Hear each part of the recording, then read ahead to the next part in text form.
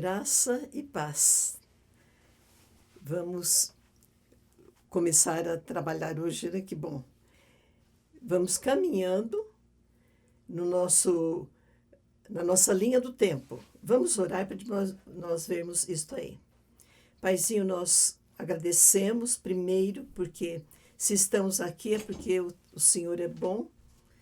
O Senhor tem derramado sobre as nossas vidas bênçãos maravilhosas. Apesar do tempo que estamos vivendo, nós temos sentido que o Senhor está conosco. E pedimos que o Senhor esteja agora também nos ensinando, Pai, em nome de Jesus. Nós vamos lembrar hoje, faz dias que nós não lembramos, a nossa linha do tempo. Nós vimos lá em Gênesis, né, nos livros da lei, nós estudamos a criação, os patriarcas, o Egito, a escravidão, o Êxodo, e depois, então, passamos agora para os livros de história. E também passamos para o novo degrau, que Josué está na Terra Prometida, ali tem a divisão e a conquista da Terra Prometida. E o livro de Juízes. Então, Josué é um degrau da escada, é uma pérola, Juízes é outra, e estamos agora na terceira do livro de história, no tempo do Reino Unido. Reino Unido. O que significa isso? Que Israel é o conjunto das 12 tribos. O primeiro rei, Saul. Então, nós estamos nesse tempo aí. E hoje estamos, depois de termos estudado Samuel, primeiro Samuel, agora vamos estudar segundo Samuel. O livro era um só, mas foi repartido para questão de didática e de ficar mais fácil para a gente manusear a Bíblia. Então, segundo Samuel. Os autores continuam sendo Samuel, Natã e Gade. Agora, no segundo, vai ser Natã e Gade. As figuras do primeiro Samuel e segundo, Samuel, Saul e Davi. Agora, no segundo Samuel, o personagem principal e importante é Davi. Nós terminamos primeiro Samuel com a morte de Saul, o primeiro rei, no Reino Unido. E agora no segundo Samuel, começa quando Davi recebe a notícia da morte, da derrota e morte de Saul. Vem um amalequita e diz para Davi que ele matou Saul. Mas a história conta que Saul se suicidou. Ele se lançou, nós vimos na lição passada, quando ele se lança sobre a espada dele. E Davi é considerado o mavioso poeta de Israel. Ele faz um lamento poético sobre Saul e sobre Jonatas, sobre a admiração que ele tinha por aqueles guerreiros e pela amizade que ele teve com Jonatas. No capítulo 2, Davi já é aclamado rei de Judá. Havia uma divisão, o povo do sul em Judá e o povo do norte de Israel. Então, Davi, ele começa a vida dele como rei, mas só parte de Israel, parte das 12 tribos, Judá e Benjamim. Ali em Hebrom, ele perguntou para Deus, o que eu faço agora? E Saul morreu, o que eu faço? Ele não perguntou quando ia começar a reinar, porque ele tinha uma promessa que ele ia ser rei. Mas ele pergunta para Deus, para onde eu vou? O que eu faço? E Deus diz para ele, vai para Hebrom. Hebrom era lá em Judá, aquela parte de Calebe, e ele fica ali 7 anos e meio. Ele é considerado rei ali naquele lugar, para o pessoal de Judá. Nesse tempo, ele fica sabendo que aqueles homens de Jabes e Gileade pegaram os ossos de Saul e de Jonatas e fizeram aquela cerimônia. Então, Davi manda agradecer a eles, porque eles haviam honrado o Saul e honrado também o Jonatas. Nesse tempo, o comandante de do lado de Saul era Joabe. E Abner era o primeiro comandante. E havia então uma disputa entre eles. O Abner, ele lutou, ele trabalhou e ele acabou fazendo o Isbosete rei de Israel. Quem era Isbosete? Filho de Saul. Então ficou dividido lá no norte, Israel, o Isbosete considerado rei. Agora, a grande figura ali era o Abner. Aí, então, há uma luta e Davi acaba vencendo Isbosete. Davi acaba vencendo Isbosete e há sempre uma briga, há sempre uma questão, uma concorrência entre Joabe, os irmãos dele, contra Abner.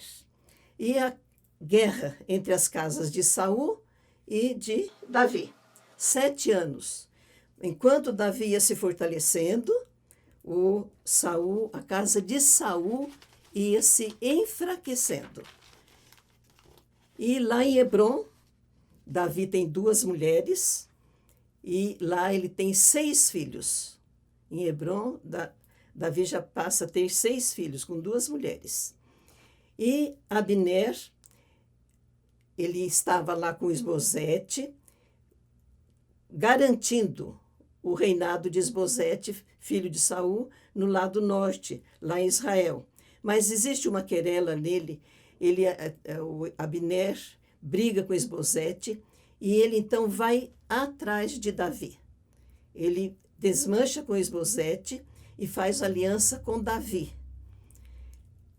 Quando Joabe chega de uma batalha, ele fica sabendo que o Abner esteve lá e que o Davi ofereceu um banquete e eles fizeram um acordo. E Joabe repreende Davi, diz que ele não devia ter deixado o inimigo fazer isto. E o Joabe manda chamar o Abner, que já tinha ido embora, e acaba matando o Abner, a traição. E Davi lamenta muito, porque Davi tinha convidado o Abner para ser o primeiro comandante do exército dele. E o Isbosete agora então ficou meio órfão, porque o Abner era que garantia o reinado dele. E ele é assassinado por 2 comandantes, 2 capitães da tropa dele. Eles matam e levam a cabeça para Davi. Só que Davi não acha bom e pune os 2 com a morte também. Assim, a casa de Saul vai desmoronando. Aí ele procura achar algum descendente de Saul, principalmente de Jonatas. E dizem que tem um homem novo, Mefibosete, que é filho de Jonatas e é aleijado. Ele vai procurar depois, então, Mefibosete. Agora, então, Davi vai ser ungido rei de todo Israel, das 12 tribos. Começa com uma derrota para os filisteus. Então, essa vitória de Davi divide os filisteus e Israel. É a intervenção de Deus, Deus sempre protegendo e ajudando Davi no exercício do poder e nas guerras que ele também tem que exercer. É o Deus dos exércitos com Davi. E Davi conquista Jerusalém. Isso era muito importante. Nós vimos lá no começo que os jebuseus falaram que ninguém entraria lá, que os coxos e os cegos impediriam Davi de entrar. E ele conquista de uma maneira muito maravilhosa, num canal subterrâneo. Quando nós fomos a Israel, nós passamos nesse canal. Quando eles entraram em Jerusalém, Davi com seu exército e conquistou Jerusalém. E ali passou a ser a cidade de Davi, Jerusalém, cidade da paz. Irão, rei de Tiro, quando soube que Davi agora está reinando, ele manda presentes para ele de madeira de cedro, carpinteiros, pedreiros, para ajudar o Davi. porque o pai dele havia sido muito amigo de Davi.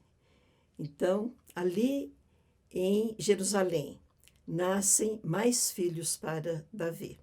Eu fiquei admirada, eu tinha esquecido disso aí. Ali nascem mais 11 filhos. E ele tem mulheres e concubinas, cada filho com uma mulher. Esse jeito de viver, de reinar, era próprio daquele tempo. Eles faziam essas alianças, então, para a segurança do Estado, para a economia, um contrato político. Então, materialmente era vantajoso, mas espiritualmente era uma calamidade, porque cada filho com uma mulher, com uma direção, com um ensino para aqueles filhos de Davi. 6 em Hebrom e agora 11 filhos em Jerusalém. Aí Davi se lembra da arca, a arca que estava lá há 20 anos. Então, ele se propõe a buscar a arca. E eles fazem, então, todo o preparo, um carro novo. O estudioso diz assim, que eles imitaram os filisteus. Os filisteus fizeram um carro novo para devolver a arca. E agora Davi manda fazer um carro novo para trazer a arca para Jerusalém. E o que acontece? Quando a arca vem vindo no carro, o carro tropeça, um buraco, e um homem chamado Uzá segura a arca. E este homem morre na hora. Aí eles se lembraram, não era daquela maneira que eles poderiam levar a arca. Davi fica muito chocado, muito triste, muito desgostoso, mas eles se lembram. Quem levava o tabernáculo, as peças do tabernáculo? Eram os levitas, no ombro. Então eles teriam que levar a arca assim também. Aí eles preparam tudo. Enquanto isso, a arca fica na casa de Obed-edom, o geteu. Fica 3 meses. E o vidente que escreve diz assim, ficou a arca do Senhor na casa de Obed-edom 3 meses. E o Senhor abençoou a casa de Obed-edom. Onde a arca do Senhor fica, a arca representa a presença de Deus. E como ela ficou na casa de Obed-edom, ela abençoou a casa de Obed-edom. E este homem vai aparecer muitas vezes lá em Crônicas, sendo abençoado a família de levitas. E prepararam tudo, agora os levitas vão levar ao ombro e vão caminhando, fazendo sacrifícios, tocando trombetas, danças, júbilos, leva até chegar em Jerusalém. E chegam lá, eles colocam a arca na tenda, no tabernáculo. Eles colocam lá e há uma celebração muito grande.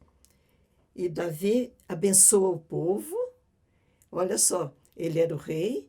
Aqui não aparece o sacerdote fazendo a parte dele, mas Davi abençoa o povo e faz uma festa. Eles repartem bolo para todas as pessoas, bolo de pão, bom pedaço de carne e uvas passas. E há então aquela festa e o povo é despedido para suas casas. Então Davi, nós vemos pelos Salmos, ele escrevia, ele era um poeta, ele tocava a harpa e ele fazendo, diz a Bíblia que até instrumentos musicais ele fez. E nessas meditações, nessa criação de salmos, Davi tem o desejo de edificar uma casa para Deus. Ele pensa, eu tenho uma casa boa, confortável, e a arca está numa tenda. E ele diz para o Natã, que é o sacerdote, que é o profeta, ele diz que ele quer fazer essa casa.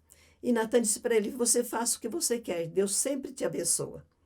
Mas quando Natã chega em casa, Deus fala para Natã, fale para Davi que ele não vai construir a casa.